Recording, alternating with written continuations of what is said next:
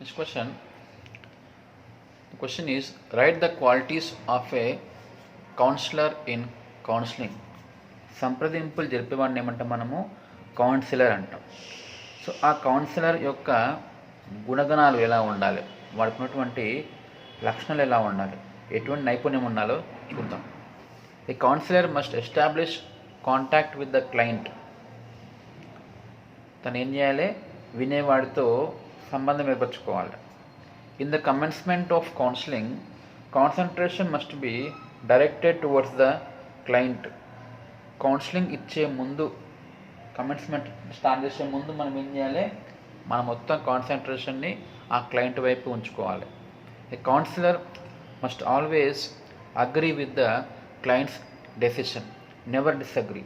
సంప్రదాయం చెప్పే ముందు మనం ఏం చేయాలి, వారి యొక్క డిసిషన్ని ఒప్పుకోవాలి. ముందు ఒప్పుకున్న తర్వాతనే స్టార్ట్ చేయాలి, లేకపోతే వారు మీ మాటలు వినడానికి ముందుకు రారు. A counsellor must understand the situation. పూర్తి అవగాహన కలిగి ఉండాలన్నమాట సిచ్యువేషన్ గురించి. Imagine in the client situation. తను ఆ క్లయింట్ ప్లేస్లో ఉన్నట్టుగా ఊహించుకొని ఆ సిచ్యువేషన్ని పూర్తిగా అవగాహన చేసుకోవాలన్నమాట. So will see the qualities of a good counsellor. ఎలా ఉండాలి? First one, caring and committed. పూర్తిగా కేరింగ్గా ఉండాలి. కమిటెడ్ అంటే దానికి కమిట్ అయిపోయి ఉండాలన్నమాట. అంటే స్టార్ట్ చేసి మధ్యలో ఆపేసి వెళ్ళడము అట్లా చేయకూడదు అనమాట. Open minded. ఏ విషయంలో కూడా వాళ్ళు దాచుకోకుండా అన్నీ ఓపెన్గా చెప్పాలి. అండర్స్టాండ్. అర్థం చేసుకోవడానికి తగిన విధంగా వాళ్ళు ఉండాలి. న్యూట్రల్ అంటే ఏంది? న్యూట్రల్ అంటే వారికి వ్యతిరేకంగా పోవద్దు, పూర్తిగా ఫేవర్గా పోవద్దు అన్నమాట. న్యూట్రల్గా అంటే అర్థం ఏంటంటే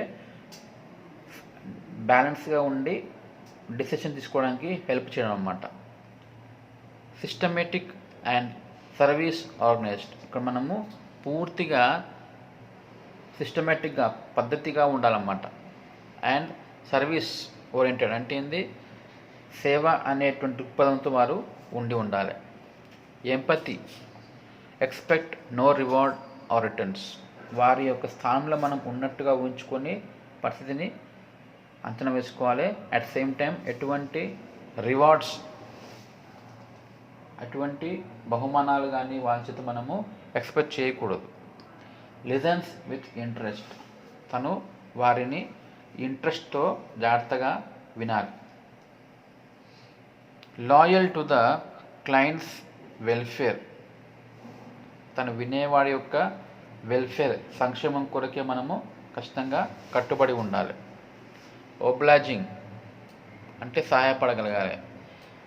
resourceful and reaches out to do the best to the client. తను రిసోర్స్ఫుల్ అంటే పూర్తి జ్ఞానం కలిగి ఉండాలి. ప్రతి విషయం గురించి మనకి పూర్తి జ్ఞానము, అవగాహన కలిగి ఉండాలి. దానివల్ల వాడు ఏం చేస్తాడు, క్లయింట్కు వీలైనంత బెస్ట్ సలహాలు ఇవ్వడానికి వీలవుతుంది అన్నమాట. A counsellor must probe questions. తను క్వశ్చన్స్ వేయాలి. ఎప్పుడు వేయాలి? If the client forgets to tell some events or feels shy. కొన్ని విషయాలు తను మర్చిపోవచ్చు చెప్పేవాడు క్లయింట్, లేదా కొన్ని విషయాలు చెప్పడానికి సిగ్గుపడుతూ ఉండవచ్చు, మొహమాట పడుతూ ఉండవచ్చు. అప్పుడు మీరు క్వశ్చన్స్ వేయాలి.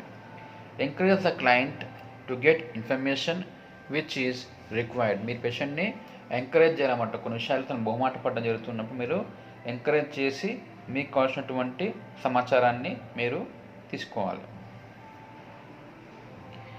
Giving advice. Give different solutions for the problem and narrate with examples. ఒక సమస్య గురించి వీలైనన్ని రకరకాల సొల్యూషన్స్, సమాధానాలని వాళ్ళకి ఎగ్జాంపుల్స్ ద్వారా వాళ్ళకి ఎక్స్ప్లెయిన్ చేయాలన్నమాట. Next one, decision making.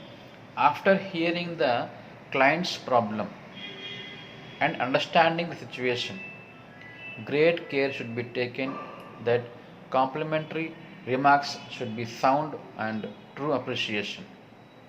So patient సమస్య మొత్తం పూర్తిగా విన్నాక, అర్థం చేసుకున్నాక మీరు ఏం చేయాలి, వారి యొక్క విషయాల గురించి, వారి యొక్క అవగాహన ప్రక్రియ గురించి, వారి యొక్క నిర్ణయాలను మీరు ఫస్ట్ ఏం చేయాలి, మెచ్చుకోవాలన్నమాట.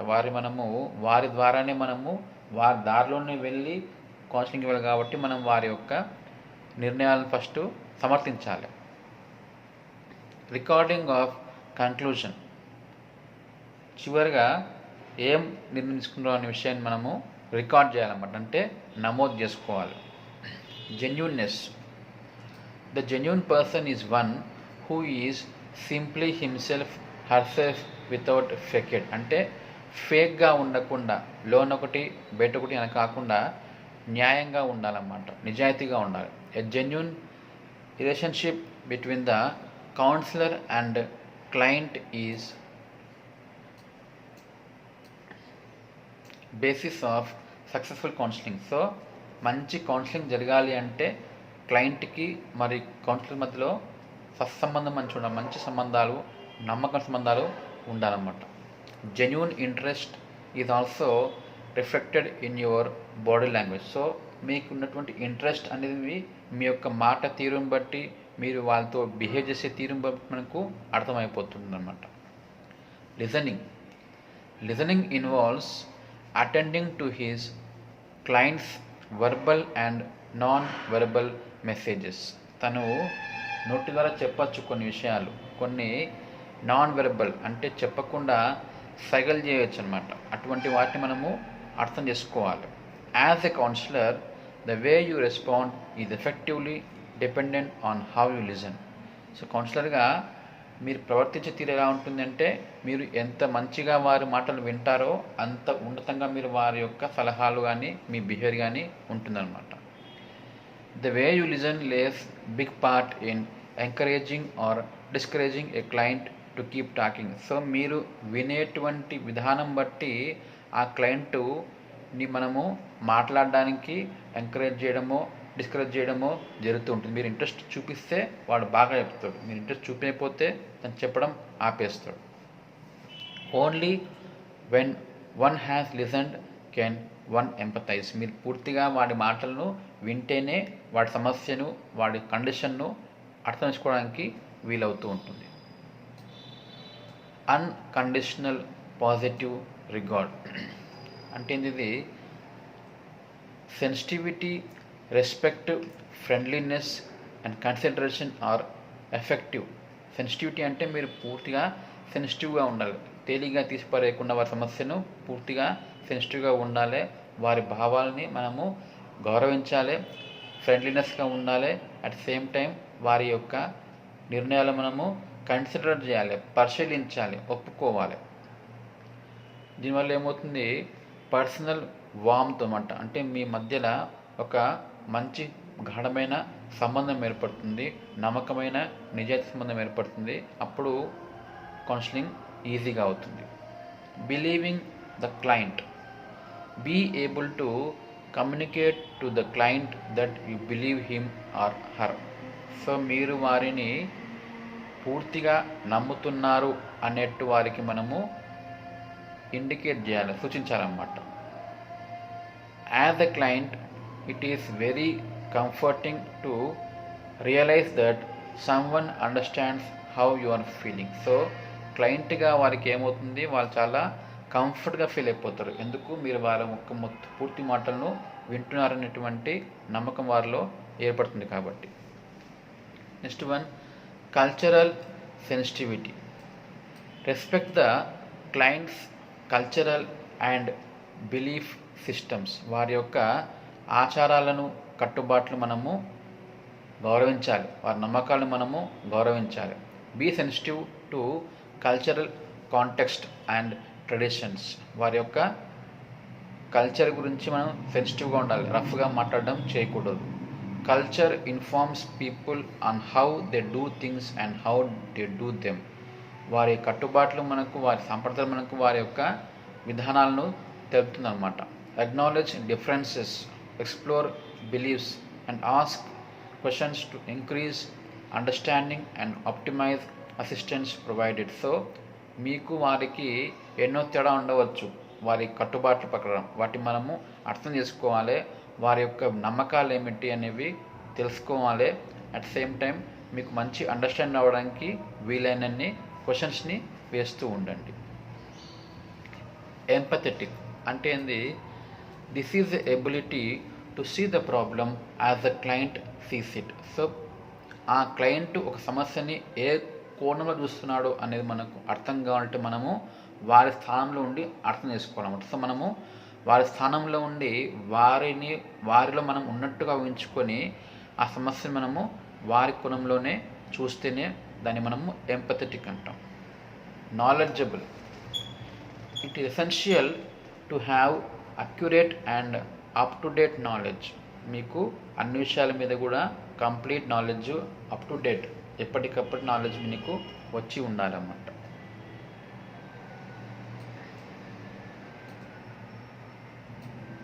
Non judgement, you are there to listen not to judge. You need to demonstrate acceptance. అంటే మీరు దేన్ని కూడా డైరెక్ట్గా జడ్జ్ చేయకూడదు. మీరు అక్కడ వినడానుకున్నారనమాట, వినండి కానీ జడ్జ్ చేయకండి. బీయింగ్ ఇన్ కంట్రోల్ అంటే stay focused and do not wander all over the place. మీరు వాళ్ళతో సంప్రదింపు చెప్పేటప్పుడు మీ యొక్క మొత్తం కాన్సన్ట్రేషను ఆ సమస్య మీదనే ఉండాలి కానీ వేరే టాపిక్లోకి మనము డైవర్ట్ కావడం అనేది చేయకూడదు. Recognising your own limitations and referring. So మీకు కొన్ని పరిమితులు ఉంటాయి, హద్దులు ఉంటాయి. మీకు కూడా కొన్ని విషయాల్లో అవగాహన లేకపోవచ్చు, నాలెడ్జ్ లేకపోవచ్చు. మీరు ఏం చేయాలి? ఇప్పుడు మరి వారిని మంచి అవగాహన ఉన్నటువంటి వారికి మీరు రిఫర్ చేయాలి. అంతేగాని మీకు ఏదో ఈగో ప్రాబ్లం తోటి మీకు రాకుండా కూడా ఏదో తప్పు చెప్పడం అట్లాంటి చేయకుండా మీ యొక్క పరిమితులు తెలుసుకొని మంచి పర్సన్కి మీరు రిఫర్ అనేది చేయడానికి తెలుసుకోవాలన్నమాట. ఎందుకంటే ఇక్కడ ఏంది, counsellor needs to have self awareness. మన గురించి మనకు పూర్తి అవగాహన ఉండాలి. మనకు ఎంతవరకు వస్తుంది రాదు మనకు అవగాహన ఉంటే తద్వారా మనం కావాల్సిన పేషెంట్కి వాళ్ళ వేరే పర్సన్కి రిఫర్ చేయడానికి వీలవుతుంది. Helping the client to think of various alternatives. So ఒక సమస్య గురించి ఉన్నటువంటి రకరకాల సొల్యూషన్స్ ఎలా ఉన్నాయి, సమాధానాలు ఎలా ఉన్నాయి, పరిష్కార మార్గాలు ఎలా ఉన్నాయి అనేవి మనం వారికి చూపించాలి. Available to them and work with them to consider the advantages, disadvantages and implication of each alternative. So ప్రతి ఒక్క పరిష్కార మార్గాన్ని వారికి అర్థం చేయించి వాటి యొక్క ఉపయోగాలు ఏమున్నాయి, వాటి యొక్క నష్టాలు ఏమున్నాయో వారికి మనం పూర్తి అవగాహన కలిగించాలి. Counsellor needs to develop specific skills. ఏవేవి అంటే లిజనింగ్ స్కిల్ కావచ్చు, క్వశ్చనింగ్ స్కిల్ కావచ్చు, silence and non verbal behaviour. వారు ఏం చేయాలి? మంచిగా వినగలగాలి, క్వశ్చన్స్ బాగా వేయగలగాలి, చెప్పేటప్పుడు సైలెంట్గా వినాలి. At same time non verbal behaviour అంటే ఏంది? నాన్ వర్బల్ బిహేవియర్ అంటే నోటి ద్వారా కాకుండా సైగల ద్వారా కూడా మనం వారికి కొన్ని క్వశ్చన్స్ వేయచ్చు అన్నమాట.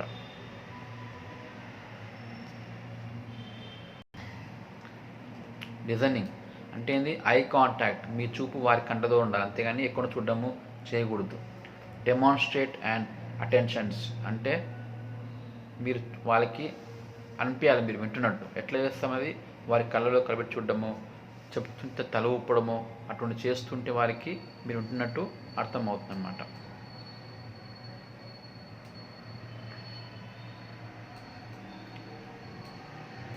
ఎంకరేజ్మెంట్ ఎట్లా? మధ్యలో మనం ఏదైనా అనడము, ఓకే అనడము, ఎస్ అనడం చేసిన వాళ్ళకి ఇంకా ముందుకి చెప్తుంటారు అన్నమాట.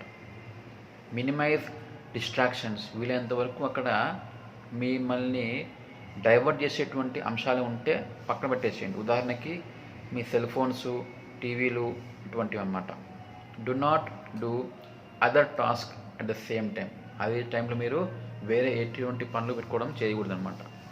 అక్నాలెడ్జ్ ద క్లయింట్స్ ఫీలింగ్, వారి ఫీలింగ్ని మీరు అర్థం చేసుకోండి.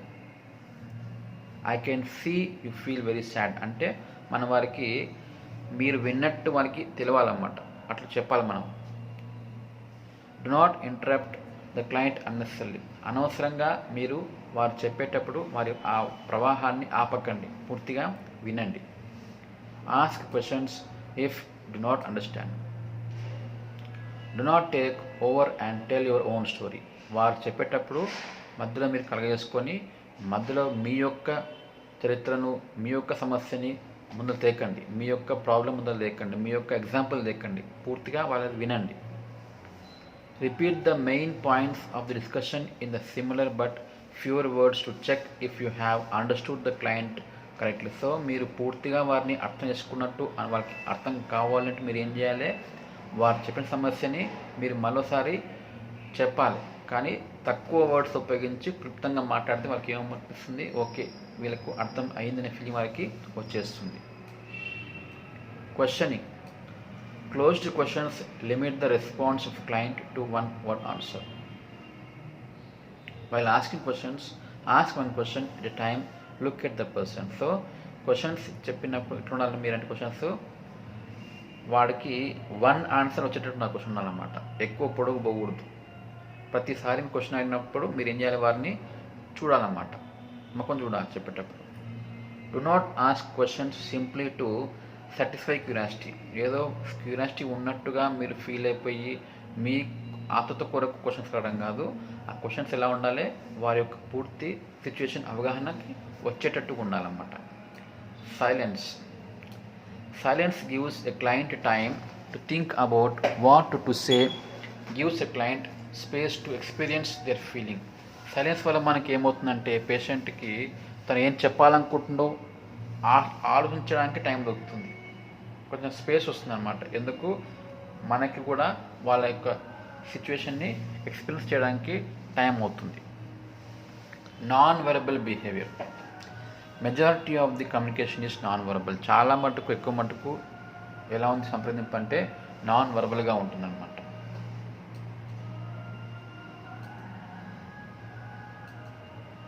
ఓకే, ఇది qualities of a good communication అన్నమాట, సంప్రదింపులు.